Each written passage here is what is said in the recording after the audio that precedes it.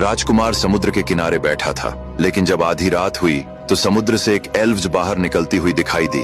उसने राजकुमार को उदास देखा तो इसका कारण पूछा। राजकुमार ने बताया, सराय में रहने वाला ठग मेरे भाइयों को बहला फुसलाकर पासा खेलने को कहा। उसने भाइयों को पासे में जीतकर सारा धन दौलत ले लिया और गुलाम बना लिया। अब मुझे भी पासे में जीतकर वह अपना गुलाम बनाना चाहता है। एल्व्स ने कहा, निश्चित रहो, कल जब तुम पासा खेलोगे तो तुम्हारी जीत होगी। यह मेरा जादू तुम्हारे साथ है। दूसरे दिन ठग ने बड़े राजकुमार से पासा खेलने के लिए कहा तो राजकुमार तैयार हो गया। पहले दांव में राजकुमार ने एक नाव लगा दी। ठग न जाने किस बात से चूक गया, हारकर बड़े राजकुमार को एक नाव देनी पड़ी। दूसरे दांव में बड़े राजकुमार ने फिर एक नाव लगाई। इस बार भी ठग की हार हुई और राजकुमार के हवाले दूसरी नाव भी उसे करनी पड़ी। तीसरे दांव में बड़े राजकुमार से कहा, अब तुम सारे धन के साथ स्वयं को दांव पर लगाओ। ठग ने तीसरा दांव लगाया तो फिर हारकर बड़े राजकुमार का गुलाम बनना पड़ा।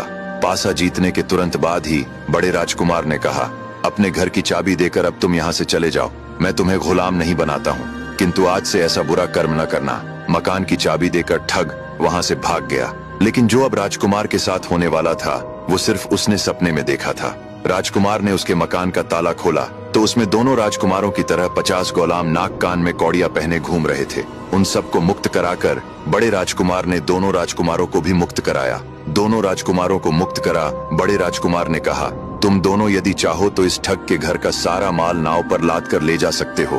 परंतु दोनों राजकुमारों ने कहा, धन की हमें क्या जरूरत है, हम दोनों राजा के लड़के हैं। हम पिता के लिए स्वप्न घोर पिंजरा ढूंढने जा रहे हैं, वही हमारे लिए सबसे बड़ा धन है। इतना कहकर दोनों राजकुमार अपनी अपनी नौका लेकर आगे बढ़ गए। अब बड़ा राजकुमार ठग के घर के एक एक कमरे को खोल खोल कर देखने लगा। देखते देखते उसे एक कमरे में किसी चिड़िया के 3 पंख रखे हुए दिखाई दिए। राजकुमार ने तीनों पंखों को हाथ में उठाया। जब वह एक पंख को हाथ में लेकर ध्यान से देखने लगा तो उसकी सुगंध से वह 80 साल का बूढ़ा हो गया। राजकुमार को अपनी यह दशा देखकर बड़ा आश्चर्य हुआ। उसने तुरंत ही दूसरा पंख सूंघ कर देखा तो वह एकदम 18 वर्ष का युवक बन गया।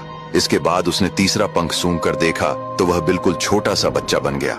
अब आगे की कहानी जानने के लिए देखिए अगला भाग।